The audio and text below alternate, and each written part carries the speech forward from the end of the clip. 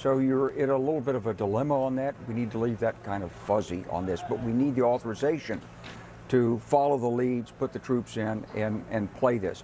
Look, ISIS got started through funding from our friends and allies, because as people will tell you in the region, if you want somebody who will fight to the death against Hezbollah, you don't put out a recruiting poster and say, you know, sign up for us, we're going to make a better world.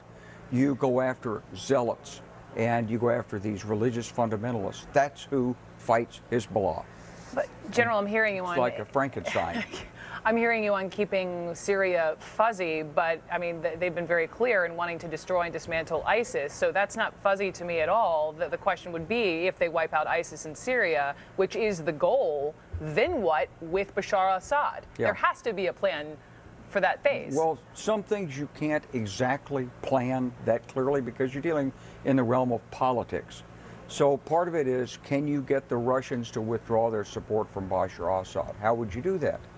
Well, you're dealing with the Russians in Ukraine right now, and they're not being helpful. No, they're in fact, from Putin's perspective, he probably sees it as the opposite play. He says that because the Americans need us to help on Iran, because they don't have a ground force in Syria, they're actually relying on us. Therefore, we can push Ukraine further, and the Americans won't stop us because they're afraid they'll lose our cooperation elsewhere in the world.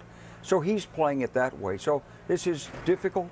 You can't always lay everything out linearly in advance.